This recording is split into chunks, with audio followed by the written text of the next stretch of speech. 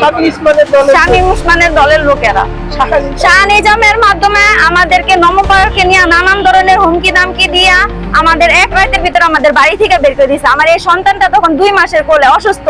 আমরা অনেক রিকোয়েস্ট করছি, আমাদের কোনো রিকোয়েস্ট সে মানে না। আমার অলরেডি আমার এক ছোট ভাই নিয়ে মাইরা ফেলছে তারা। আমার সন্তানের জানের হুমকি দিয়ে আমাদেরকে বাড়ি থেকে বের করে দেওয়া। জন্মই বাড়ি, আমার বিয়ে হয়েছে এই বাড়ি, আমার 3টা সন্তান জন্ম হয়েছে এই বাড়ি। ইনি হয়েছে আমার মা। আমার মা শিক্ষিত না, উনি পড়তে পারবে না বিদায় জিনিসটা আমি পড়া শোনাইছি। আমি ওনার বড় মেয়ে। এখন আমাদের জোরপূর্বক এই বাড়ি থেকে আমাদেরকে বের করে দেওয়া হয়েছে। আমার 4 বছরের ভাই ওয়াসিম, রফিক আর এই যে ইউসুফ ও এই বাড়ি দখল করছে ওয়াসিম আর রফিকের মাধ্যমে।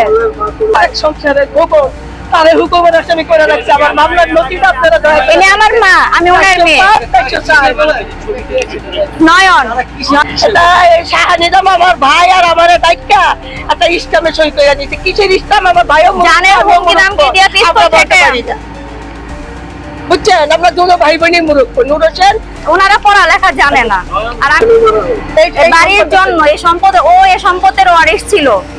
ওকে মানে খাবারের লোক দেখাই নিয়া আপনার এই যে জামে মসজিদের পিছনে মায়েরা কস্তুরীর নিচে ওরা লুকায় রাখছিল পানি। 17 সালে আমাদের থেকে বাড়ি থেকে বের করে দেওয়া হয়েছে। বাড়ি থেকে বের করে দেওয়া হয়েছে না। 2025 সাল মানে এই বছরের অক্টোবর মাসে, গত মাসের 22 তারিখে আপনারা মামলা করছেন। জি জি। মামলা করার পরে কি আদালত থেকে আপনাদের কিছু জানাইছে, কিছু বলছে? আদালত থেকে আপনারা কাগজপাতি দেখলে আপনারা সবকিছু বুঝতে পারবেন কি থেকে কি হয়েছে। এটা বিগত 20 বছর ধরে এইগুলা চলতেছে আমাদের সাথে। আর আমরা হ্যাঁ মার্ডার মামলার আসামি ওই যে এই যে নদী না যাবে না বর্তমান আমার বড় ছোট আসামি কইরা এই আসামি এক একটা হলফনামা করে বার করছে যে আমার ছোট ছেলে খোকন যদি এই ইয়েতে বেরো তাহলে আমারে মেরে ফেলবে। আসামিরা বেরোলে কোনো আপত্তি নেই। এখন কোন মহিলা আর কোন উকিল এই হলফনামা আনোয়ারা বেগম সাজাইয়া ওদেরকে জামিন করে বের করা হয়েছে। আর আমার ছেলেরা 26 মাস ধরে বাইরে। এখন মামলাটা কি করছে আছে? মামলাটা বিচারাধীন আছে বাবা। আমি বাড়ি ছাড়া করেছি, আমি সাক্ষী কোথাতে দিব? মূল দাবি আমার বাড়ি আমি আমার সন্তানের সুস্থ বিচার, আমি বিচার চাই। আমার 4 বছরের বাচ্চা মাইরে আমার আরেক ছেলে বাসায় রাখছে। ওটা আমার আগের সংসারের ছেলে, এই সংসারের সম্পদের কোনো মালিক না। তারে দিছে সেই সম্পদের জন্য বাইরে হুকুম দিছে মারতে। সে 10 দিল আমার বাপের বাড়ি। সে বাইরে আছে কত শূন্য আইতে তারে পুলিশ দিয়ে রাইতে নাটক করে নিয়ে এই যে জেলে ঢুকাইছে। হাইকোর্টের থেকে কয়বার করে আনছি, যাই উকিল আনছি, তাও দাবি দেয় না। এই বাড়িতে বের করে দেওয়ার পরে দেখেন কি করছি।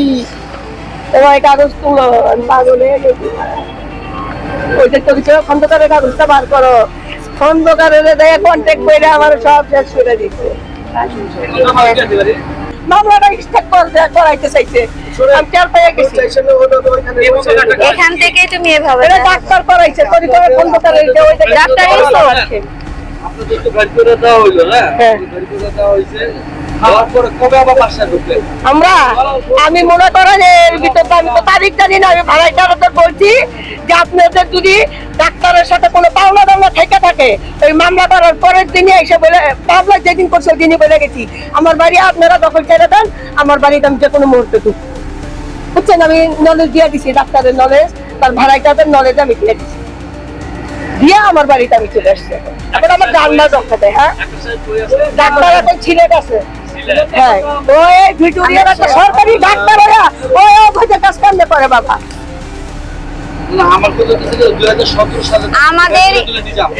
আমাদের এবারে রায় আছে, সবকিছু আছে। এরপরে এই মেয়ে জামাই জানে গার্মেন্টসে চাকরি করে খাইবে, ডাক্তার লোক লাগায় রাখছে আমাদের এই জায়গায় ঘুরতে দেন না, থাকতে দেন না। আমি আমার বাপের বাড়ি করছি। এই শামীম ওসমানের বলে, শাহ নিজামের বলে।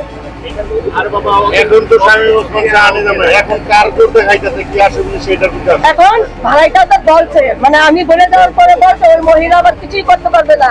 এখনকার বর্তমান যে নেতা আমি টাকা দিয়ে কিনে গল্প, মহিলা ভোটেননি, তার কোনো টাকা পয়সা নাই। সেজন্য আমি এই ডিসিএফসির বলতে গেছি। ডাক্তার ও সরকারি ডাক্তার এইসব আচ্ছা, এইসব সরকার। 2017 সালে আপনাদের বাড়িতে যে স্বামীটা আপনারা কবে আবার ঢুকলেন বাসায়? কিভাবে ঢুকলেন?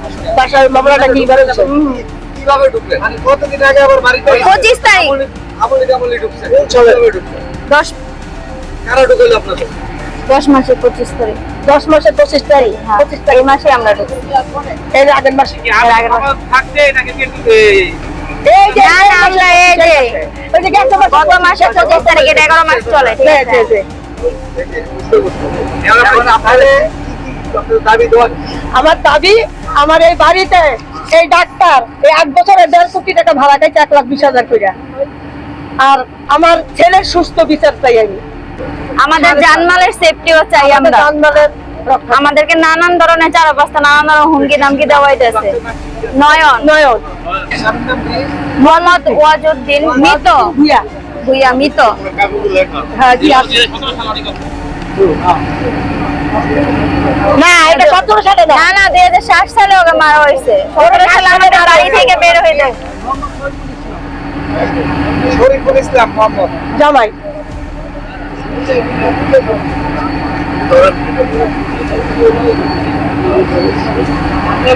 গত 1/11/1972 সালে তারিখে আমার স্বামী উক্ত জমিটি একটি দলিলের মাধ্যমে দখল বুঝিয়ে দিয়ে তারা ভারতে চলে যান। সেই থেকে আমরা উক্ত জমি ঘরবাড়ি নির্মাণ করে বসবাস করে আসছিলাম।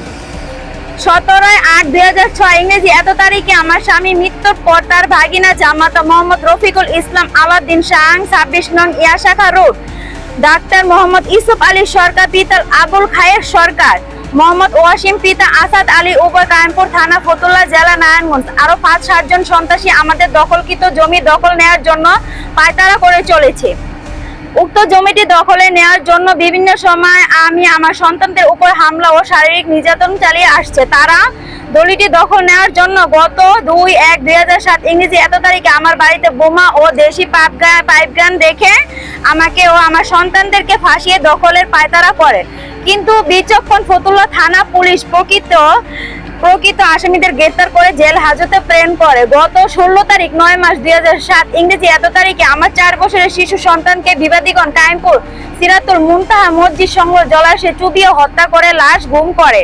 পরে পুলিশ 3 দিন পর লাশ উদ্ধার করে ঘাতকদের জেল হাজতে পাঠায়। আমি জমিটি রক্ষা করার জন্য মহামান্য আদালতে স্বর্ণারূপে হলে আদালত বিবাদীদের বিরুদ্ধে স্থায়ী নিষেধাজ্ঞা প্রদান করে। তারপরও থেমে থাকিনি ফেস্টিস আওয়ামী লীগ সন্ত্রাসীদের। গত 8 তারিখ 10 মাস 2017 ইংরেজি এত তারিখে গভীর রাতে নারায়ণগঞ্জে চিহ্নিত সন্ত্রাসী ফেসিস্টেস আওয়ামী লীগের নারায়ণগঞ্জ জেলা কমিটির সাংগঠনিক সম্পাদক পলাতক শামীম ওসমানের গৃহপালিত নেতা শাহ নিজামের বিবাদীগণ 10-15 জন সন্ত্রাসী আমাদেরকে ও আমার বেঁচে থাকার একমাত্র কন্যা নার্গিসের দিকে পিস্তল তাক করে 4টি দলিলের স্বাক্ষর করিয়ে নেয়। সেই রাতে আমাদের বাড়ি থেকে বের করে দেয়। আমি এই বিভিন্ন আইনের দরজা ঘুরে ঘুরে কোনো সুরাহা পাইনি। বিগত 8টি বছর কোনো সুরাহা না পেয়ে গত 20/10/2025 ইংরেজি এত তারিখে চিফ জুডিশিয়াল ম্যাজিস্ট্রেট আমিল আদালতে একটি পিটিশন মামলা করি নং 638/25 ইংরেজি। অতএব আমার বাড়ি দখলদারের বিরুদ্ধে আইনগত ব্যবস্থা আর আমরা বাড়ি দখল মুক্ত। আমি ও আমার সন্তানের জানমাল রক্ষা করতে হুজুরের মর্জি হই।